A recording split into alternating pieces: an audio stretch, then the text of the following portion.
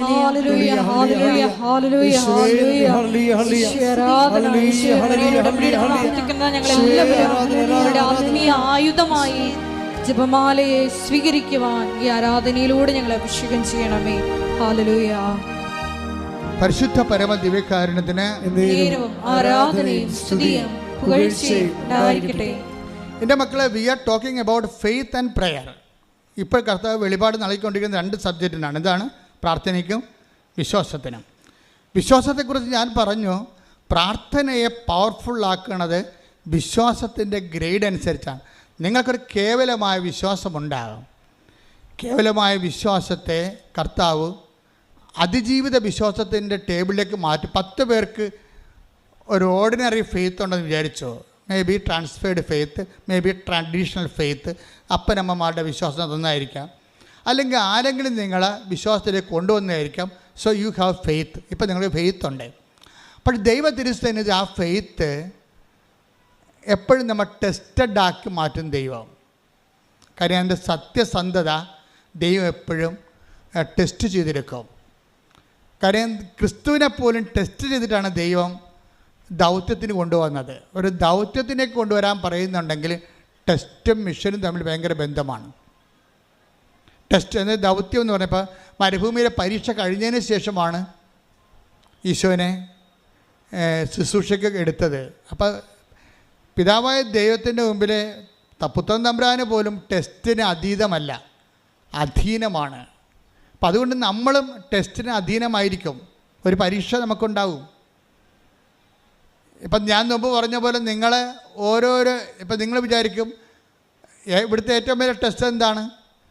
പ്രാർത്ഥിക്കാത്തവനൊക്കെ നിങ്ങളെക്കാൾ ഭൗതികമായ പുരോഗതി സ്വീകരിക്കുകയും പ്രാർത്ഥിക്കുന്ന നിങ്ങൾ എന്നും കൊന്നും പലതരത്തിലും അവരെക്കാൾ പുറകിലാകുകയും ചെയ്യുമ്പോൾ ടെസ്റ്റായില്ലേ? അതല്ലേ ഏറ്റവും വലിയ ടെസ്റ്റ് എന്ന് പറയണത്.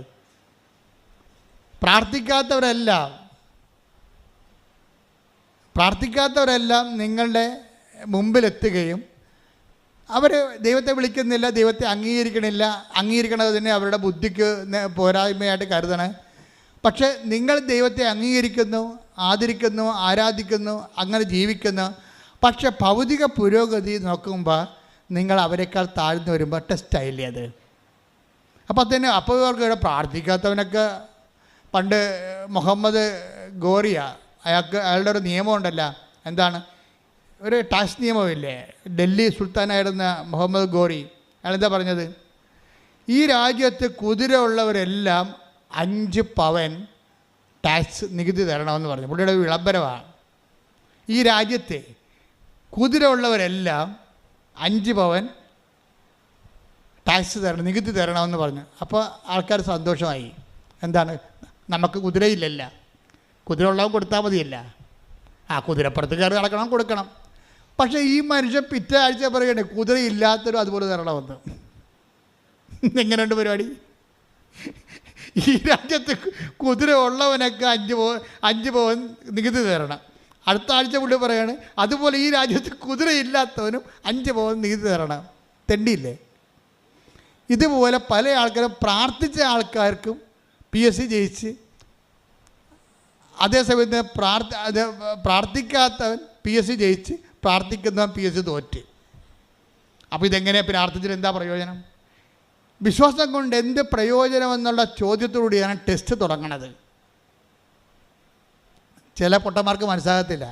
അവരെ ചാപ്റ്റർ ക്ലോസ് ചെയ്യും അവിടെ വെച്ച്. വിശ്വസിക്കാതെ വെറുതെ ചുമ്മാ ചീട്ടും കളിച്ച് വെള്ളമടിച്ച് കിടന്നവനൊക്കെ കയറിപ്പോയി. നമ്മളിപ്പോൾ ദൈവമേന്ന് വിളിച്ച് നടക്കണം. നമ്മുടെ ഗതി ഇത് തന്നെ. പിന്നെ ഇതുണ്ട് ഇതിൻ്റെ കഥ ഒന്നുമില്ല. ഇത് അച്ഛന്മാരെ വയറ്റിപ്പഴപ്പിൻ്റെ ഓരോരുത്തർ ഉണ്ടാക്കി വെക്കുന്ന ഓരോ കഥകളിയല്ലേ. വീട്ടിലെ കുറേ ഡയലോഗ് കേട്ടപ്പോൾ നമ്മൾ ശരിക്കും ഫ്ലാറ്റായി.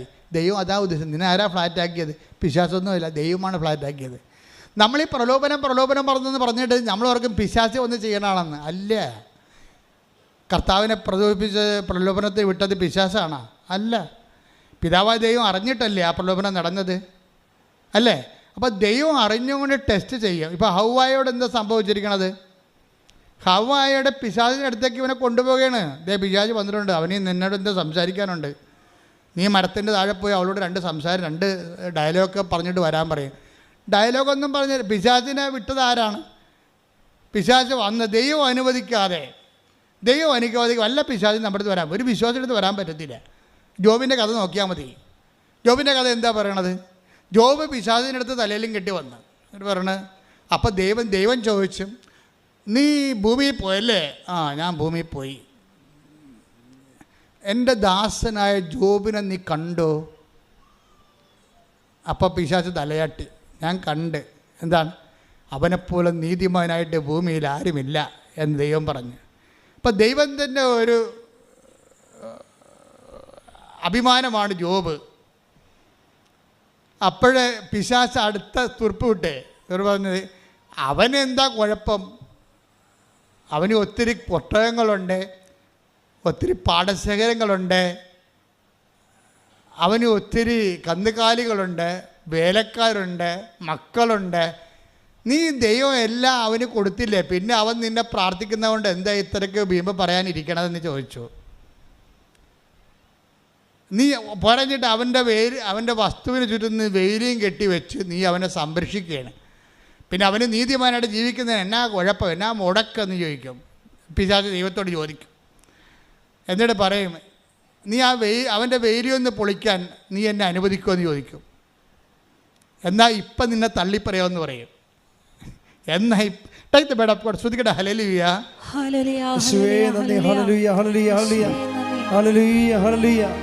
ജോബ് 1:9-10. സാത്താൻ ചോദിച്ചു, ജോബ് ദൈവത്തെ ഭയപ്പെടുന്നത് വെറുതെയാണോ? അങ്ങ് അവനും അവന്റെ ഭവനത്തിനും സമ്പത്തിനും ചുറ്റും വേലി കെട്ടി സുരക്ഷിതത്വം നൽകി അവന്റെ പ്രവൃത്തികളെ അനുഗ്രഹിച്ചു. അവന്റെ സമ്പത്ത് വർദ്ധിപ്പിക്കുകയും ചെയ്തു. അപ്പൊ അങ്ങനെയാണ് അടുത്ത വചനം വായിച്ചത്. അവന്റെ സമ്പത്തിന്മേൽ കൈവച്ചാൽ അവൻ അങ്ങയെ ദുഷിക്കുന്നത് കാണാം. അപ്പൊ അവൻ മാത്രമല്ല, നമ്മളൊക്കെ ദുഷിക്കും. പണി കിട്ടിക്കഴിഞ്ഞാലേ പ്രാർത്ഥന എപ്പം തീർന്നെന്ന് തോന്നിച്ചാൽ മതി. നമുക്കൊരു പണി കിട്ടിക്കഴിഞ്ഞാലേ പിന്നെ ഞായറാഴ്ച കുർബാനയ്ക്ക് പോകത്തില്ല. ഭൂമി രൂപരഹിതമായി കഴിഞ്ഞാൽ, ആഴത്തിൽ അന്ധകാരം വ്യാപിച്ചു കഴിഞ്ഞാൽ, ഭാവി എന്ത് ചെയ്യണമെന്ന് അറിയാൻ പാടില്ലാതിരുന്നാൽ നമുക്ക് പിന്നെ എന്താണ്? നമ്മൾക്ക് ഈ അന്ധനെ കൈപിടിച്ച് നടത്തുന്ന ഒരാളുണ്ട്, അതാണ് ആത്മാവ്. അപ്പം അതുകൊണ്ട് നമ്മളെന്ത് ചെയ്യും? ഉടനെ വന്ന് ഉടമ്പടി എടുക്കും. എന്താ ചെയ്യും? ഉടമ്പടി എടുക്കുമ്പോൾ തന്നെ ഇവിടുന്ന് പറയും, നീ ആദ്യം ചെയ്യേണ്ടത് നഷ്ടപ്പെട്ട ആത്മാവിനെ നീ തിരിച്ചു പിടിക്കണം. അതിനെന്ത് ചെയ്യണം? പശ്ചാത്തപിക്കണം. ആര് യേശുനാമത്തിൽ പശ്ചാത്തപിച്ചാലും ആത്മാവിനെ കിട്ടും. ബൈബിളിൻ്റെ ഘടന അതാണ്. ആരാണ് യേശുവിനെ രക്ഷകനായിട്ട് അംഗീകരിച്ചിട്ട് നമ്മൾ ചെയ്ത പാപത്തിൻ്റെ പരിഹാരമായിട്ട് നമ്മൾ മരിക്കുന്നതിന് പകരം അവൻ നമ്മുടെ പരിഹാര ബലിയായി മരിച്ചു, അതിനാൽ ദൈവം അവനെ ഉയർത്തെഴുന്നേൽപ്പിച്ചു, അവൻ എൻ്റെ കർത്താവാണെന്ന് ആര് പറഞ്ഞാലും, കർത്താവേ നീ എൻ്റെ പാപത്തിൻ്റെ പരിഹാരമായി, അതുകൊണ്ട് നിൻ്റെ പരിഹാരത്തോട് ഐക്യദാർഢ്യം പുലർത്താൻ വേണ്ടി എൻ്റെ പാപത്തെക്കുറിച്ച് ഞാൻ പശ്ചാത്തപിക്കുമെന്ന് പറയാം. അതാ പൗലോസ് പറയണത്. വാട്ട് വി ഷുഡ് ഡു, ഞങ്ങൾ എന്ത് ചെയ്യണമെന്ന് ചോദിക്കാൻ പറയും, റിപ്പന്റ്. ഞങ്ങൾ എന്ത് ചെയ്യണമെന്ന് ചോദിച്ചു ആത്മാവിനെ. ഈ ആത്മാവിനെ കിട്ടാൻ ഞങ്ങൾ എന്ത് ചെയ്യണം? അപ്പോൾ പത്രോസ് പറഞ്ഞു, റിപ്പന്റ്, നിങ്ങൾ പശ്ചാത്തപിക്കുക. Take the bread of God. അപ്പോസ്തല പ്രവർത്തനം 2:37-38. ഇത് കേട്ടപ്പോൾ അവർ ഹൃദയം നുറുങ്ങി പത്രോസിനോടും മറ്റപ്പോസ്തലന്മാരോടും ചോദിച്ചു, സഹോദരന്മാരെ ഞങ്ങൾ എന്താണ് ചെയ്യേണ്ടത്? പത്രോസ് പറഞ്ഞു, നിങ്ങൾ പശ്ചാത്തപിക്കുവിൻ, പാപമോചനത്തിനായി എല്ലാവരും യേശുക്രിസ്തുവിന്റെ നാമത്തിൽ സ്നാനം സ്വീകരിക്കും. പരിശുദ്ധാത്മാവിന്റെ ദാനങ്ങൾ നിങ്ങൾക്ക് ലഭിക്കും. എന്ത് സുന്ദരമായ രീതിയിലാണ് പറഞ്ഞിരിക്കുന്നത്. പശ്ചാത്താപം കൊണ്ട് നഷ്ടപ്പെട്ട ആത്മാവിനെ നിങ്ങൾക്ക് തിരിച്ചു പിടിക്കാൻ പറ്റും. പശ്ചാത്താപം കൊണ്ട് നിങ്ങൾക്ക് ഇന്നുവരെ കിട്ടാത്ത ആത്മാവിനെ പുതുതായിട്ട് നിങ്ങൾക്ക് ലഭിക്കാൻ പറ്റും. എന്താണ്? പക്ഷേ in the name of Jesus ഉള്ളി, കർത്താവിൻ്റെ നാമത്തിലായിരിക്കണം. കാര്യം എന്താണ്? പാപത്തിന് കടം വീട്ടിയത് അവൻ്റെ ജീവനും മരണവുമാണ്. നിൻ്റെ പാപത്തിന് നിനക്ക് പകരക്കാരനായി പരിഹാരം ചെയ്ത് അവരാണെങ്കിൽ അവൻ്റെ പരിഹാരം ഞാൻ അംഗീകരിച്ചുകൊണ്ട് അത് ഏറ്റു പറയുമ്പോൾ അവന് രക്ഷകനായി മാറുമെന്ന്. കർത്താവേ, നീ പാപത്തെ ഏറ്റെടുത്തു, എൻ്റെ പാപത്തെയും ലോകം മുഴുവനുള്ള മനുഷ്യരുടെ മുഴുവൻ പാപത്തെയും കാലാകാലങ്ങൾ വരെ ഏറ്റെടുത്തിട്ടുണ്ടെങ്കിൽ അത് കുരിശായി മുൾക്കിടമായി തിരുവിലായാലും മുറിവായി നീ നിൻ്റെ സ്വന്തം ശരീരത്തിലെ പഞ്ചക്ഷതങ്ങളെ ചാർത്തിയെടുത്തിട്ടുണ്ടെങ്കിൽ അത് ഞാൻ ആരാധിക്കുന്നു, മഹത്വപ്പെടുത്തുന്നു. കാരണം എൻ്റെ നന്മയും എൻ്റെ പാപപരിഹാരമാണ് നീ. എൻ്റെ പാപപരിഹാരവും എൻ്റെ പരിഹാരത്തിനുള്ള എൻ്റെ പുനരുദ്ധാനവും മരണത്തെ ജയിച്ചു ഞാൻ നിന്നിലൂടെ ഞാൻ ജയിച്ചുകൊണ്ട് കർത്താവേ, അതുകൊണ്ട് തന്നെ ഞാൻ പാപത്തോട് വിടുതൽ പറയുന്നു. ഞാൻ പാപത്തോടുള്ള സഹിത്വം ഉപേക്ഷിക്കുന്നു. Why I should abandon the sin? എന്തുകൊണ്ട് ഞാൻ പാപം ഉപേക്ഷിക്കണം? കാരണം നീ ദൈവത്തെ സ്നേഹിക്കുന്നുണ്ടെങ്കിൽ നിൻ്റെ പാപത്തിൻ്റെ പരിഹാരമായി ക്രിസ്തു സ്വന്തം ശരീരത്തിലെ പാപത്തിൻ്റെ പരിഹാര കുരിശായി മുൾക്കിടമായി ഏറ്റുവാങ്ങിച്ചിട്ടുണ്ടെങ്കിൽ ആ ക്രിസ്തുവിനെ നീ സ്നേഹിക്കുമ്പോൾ, ആ ക്രിസ്തു നിനക്ക് വേണ്ടി മരിച്ചു നിൻ്റെ പാപങ്ങൾ ഏറ്റെടുത്തെന്ന് പറയുമ്പോൾ, ക്രിസ്തുവിനെ മരണത്തിലേക്ക് നയിച്ച പാപത്തോട് എനിക്ക് സന്ധിയിലെന്ന് പറയാനുള്ള ചങ്കൂറ്റം ഉടമ്പടി എടുക്കുന്നവർക്കുണ്ടെങ്കിൽ അപ്പോഴാത്മാവ് ചലിക്കും. വെള്ളത്തിന് മീതെ രൂപരഹിതമായ നിന്റെ ജീവിതത്തിന്റെ മുകളിലൂടെ ദൈവത്തിന്റെ ആത്മാവ് ചലിക്കും. ശ്രുതികട്ടെ.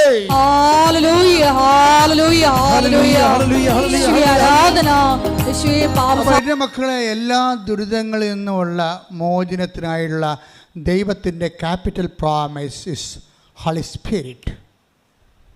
എല്ലാ ദുരിതങ്ങളിൽ നിന്നുള്ള മനുഷ്യൻ്റെ മോചനത്തിനായി ദൈവത്തിൻ്റെ principal package is holy spirit.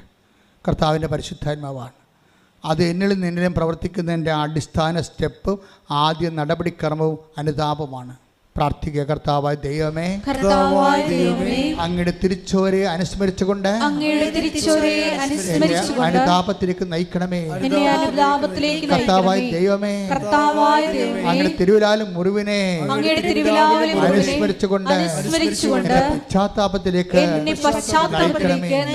കർത്താവായ ദൈവമേ, അങ്ങയുടെ തിരുശിരസില് അമർന്നിറങ്ങിയ മുൾക്കിരീടത്തെ അനുസ്മരിച്ചുകൊണ്ട് അനുതാപത്തിലേക്ക്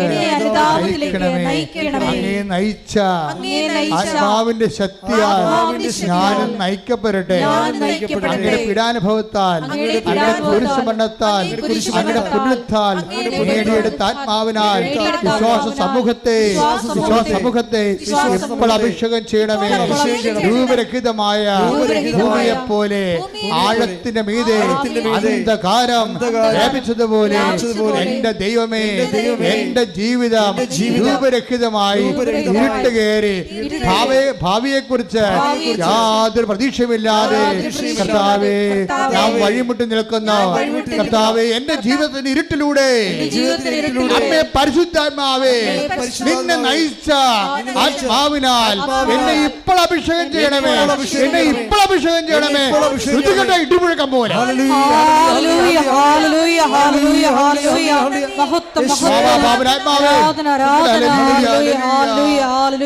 പാപനാത്മാവേ ശ്രദ്ധിക്കട്ടെ.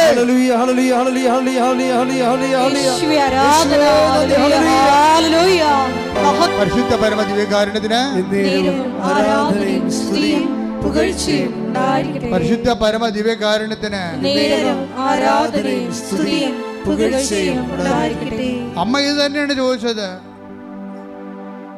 ആദിയിൽ ദൈവം ആകാശം സൃഷ്ടിച്ചപ്പോൾ രൂപരഹിതമായതുപോലെ, ശൂന്യമായതുപോലെ, ആഴത്തിൽ അന്ധകാരം വ്യാപിച്ചതുപോലെ ഒരു മനസ്സായിരുന്നു അമ്മയുടേത്. അന്ന് അമ്മ അപ്പായോട് ചോദിച്ചു, അപ്പാ ഇതെങ്ങനെ സംഭവിക്കും? ഞാൻ ഇരുട്ടിനെ എങ്ങനെ തരണം ചെയ്യും? ഞാൻ ഈ അന്ധകാരത്തെ എങ്ങനെ അതിജീവിക്കാം? അപ്പാ ഞാൻ പുരുഷനെ അറിയുന്നില്ലല്ലോ, ഇനി വരാൻ പോകുന്ന എല്ലാ പുകിലുകളും ഞാൻ എങ്ങനെ അതിജീവിക്കും ചോദിച്ചപ്പോൾ അപ്പാ പറഞ്ഞു, പരിശുദ്ധാത്മാവ് നിന്റെ മേൽ വരും, കൈയടിക്കട്ടെ. Be conscious about the power of God, the Spirit of God.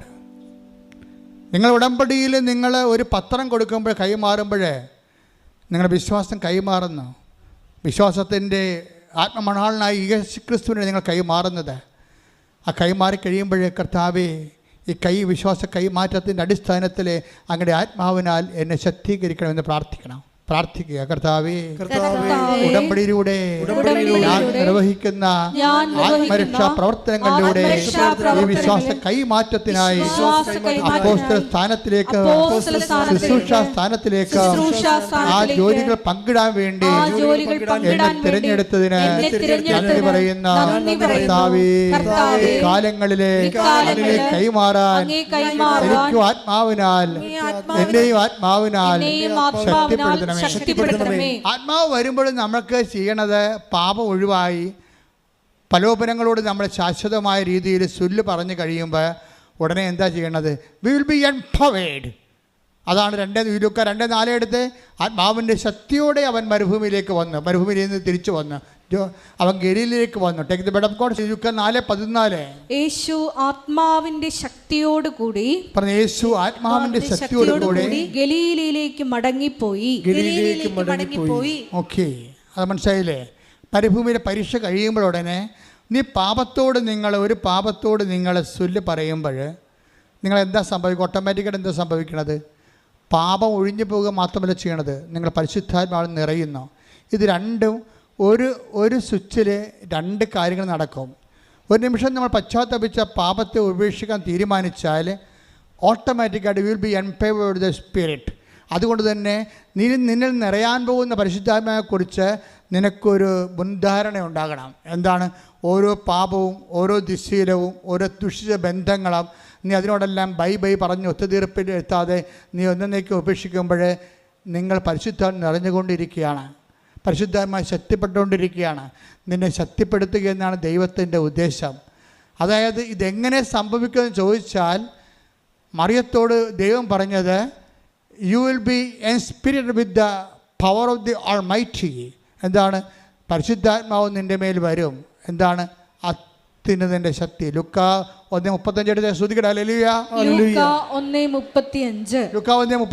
ദൂതൻ മറുപടി പറഞ്ഞു. ഇതെങ്ങനെ സംഭവിക്കുമെന്ന് ചോദിച്ചാൽ നിൻ്റെ ജീവിതത്തിലുണ്ടല്ലേ ഈ എങ്ങനെ ഞാൻ ഇങ്ങനെ കരകയറും, ഇത്രയും കടമുണ്ടല്ലോ, ഇത്രയും 14 കൊല്ലം കൊണ്ട് എനിക്ക് മക്കളില്ലല്ലോ, എനിക്ക് മക്കളുണ്ടാകും, ഇത്രയും നാളുടെ എനിക്ക് 36 വയസ്സുണ്ടല്ലോ, എനിക്ക് എൻ്റെ കല്യാണം നടക്കാത്തത് എന്താണ്? ഇതെങ്ങനെ സംഭവിക്കും? ഇനി എങ്ങനെ സംഭവിക്കുമെന്ന് ചോദിച്ചാൽ ബൈബിളിന് 2 ഉത്തരമില്ല, ഒറ്റ ഉത്തരമേ ഉള്ളൂ. എന്താണ്? ദൂതൻ മറുപടി പറഞ്ഞു. എന്താ പറഞ്ഞത്? പരിശുദ്ധാത്മാവ് നിന്റെ മേൽ വരും. പരിശുദ്ധാത്മാവ് നിന്റെ മേൽ വരും. ഒന്ന് പറഞ്ഞേ. പരിശുദ്ധാത്മാവ് നിന്റെ മേൽ വരും. അത്യുന്നതന്റെ ശക്തി നിന്റെ മേൽ ആവസിക്കും. ആകയാൽ ജനിക്കാൻ പോകുന്ന ശിശു പരിശുദ്ധൻ ദൈവപുത്രൻ എന്ന് വിളിക്കപ്പെടും. അപ്പൊ ഇതെന്ത്? അതായത് 2 കാര്യം. ഒന്ന്, ലൂക്ക 2:14 യേശു ഗലീലയിലേക്ക് വരണത് പരിശുദ്ധാത്മാവ് നിറഞ്ഞാണ്. ഇതുപോലെ തന്നെ അമ്മ എലിസബത്തിലേക്ക് പോകുന്നതും പരിശുദ്ധാത്മാവ് നിറഞ്ഞതാണ്. നമ്മളെ ഏൽപ്പിച്ച ദൗത്യങ്ങളിലേക്ക് പോകുമ്പോൾ മുമ്പ് നമ്മൾ പരിശുദ്ധാത്മാവ് നിറഞ്ഞിരിക്കണം. നിൻ്റെ നിയോഗങ്ങളില്ലേ, നിനക്ക് 100,000 നിയോഗങ്ങൾ എഴുതിയിട്ടുണ്ടല്ലോ, ഈ നിയോഗങ്ങളിലേക്ക് നീ സഞ്ചരിക്കണം മുമ്പ് നീ എന്ത് ചെയ്യണം? പരിശുദ്ധാത്മാവിന് നിറഞ്ഞിരിക്കണം. പ്രാർത്ഥിക്കുക. കർത്താവേ, ഉടമ്പടിയിലെ ഞാൻ എഴുതി വച്ചിരിക്കണ നിയോഗങ്ങളിലേക്ക് ഞാൻ സഞ്ചരിച്ചെത്തും മുമ്പേ ഈശോയെ പോലെ, പരിശുദ്ധ അമ്മയെ പോലെ എന്നെയും പരിശുദ്ധാത്മാവിൽ നിറക്കുന്നതായി പാപബോധം നൽകണമേ. പാപത്തോട് ഒത്തുതീർപ്പില്ലാതെ വിശുദ്ധമായ ജീവിതം നയിക്കാൻ എന്നെ പ്രത്യേകമായി അഭിഷേകം ചെയ്യണമേ.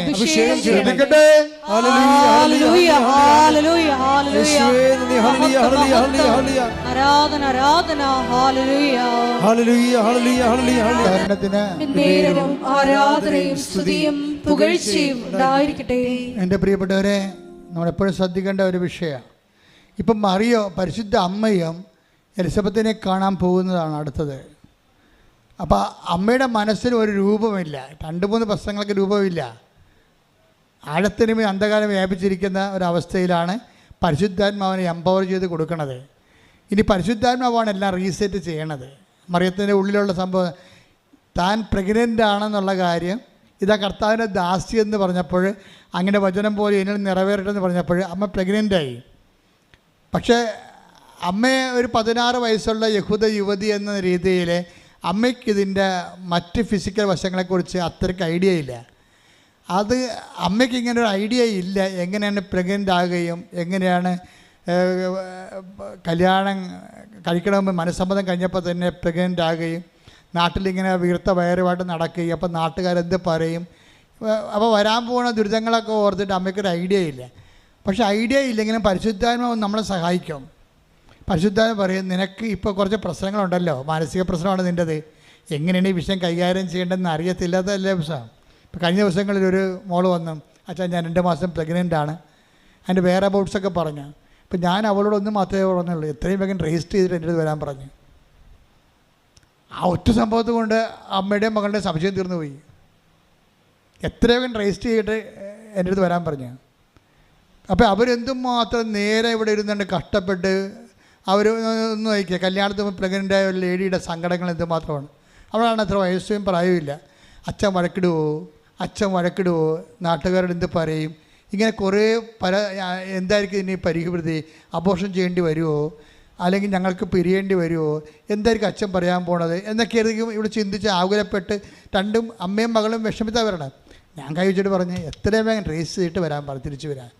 Chapter is closed. സെക്കൻഡിനുള്ളിൽ പരിശുദ്ധാത്മാവ് ഉണ്ടെങ്കിൽ നമുക്ക് പെട്ടെന്ന് നമുക്ക് മറുപടി കിട്ടും. ആ പരിശുദ്ധാത്മാവ് ഇപ്പോൾ അമ്മ എന്താ ചെയ്യണം, ഇപ്പോൾ പരിശുദ്ധ അമ്മ എന്താ ചെയ്തിരിക്കണത്, നേരെ അങ്ങോട്ട് ചെന്നിട്ട് ഇത് എലിസബത്ത് എന്ന് പറയുന്നത് 65 വയസ്സുള്ള ചേച്ചി വലിയമ്മയാണ്. ഇവർക്ക് 16 വയസ്സേ ഉള്ളൂ. 16 വയസ്സുകാരത്തി എങ്ങനെയാണ് 65 വയസ്സുള്ളവരോട് അവർ പ്രഗ്നൻ്റ് ആണെന്ന് ചോദിക്കണത്? ഭയങ്കര പ്രശ്നമില്ലേ? അത് അമ്മയുടെ പ്രശ്നം അതാണ്. അമ്മ പറഞ്ഞു, നീ എലിസബത്തെ പോയി കാണാൻ പറയുന്നുണ്ട്, എലിസബത്ത് പ്രഗ്നൻ്റാണ്, 6 മാസം പ്രഗ്നൻ്റ് ആണെന്നാണ് പറഞ്ഞിരിക്കുന്നത് മാലാഖ. പക്ഷേ 65 വയസ്സുള്ള ചേടത്തിയോട് പോയിട്ട് ആൻറ്റി പ്രഗ്നൻ്റ് ആണെന്ന് ചോദിച്ചു കഴിഞ്ഞാൽ ഉള്ള അവസ്ഥ എന്തായിരിക്കും? അമ്മ അങ്ങനെ ചോദിക്കത്തുമില്ല.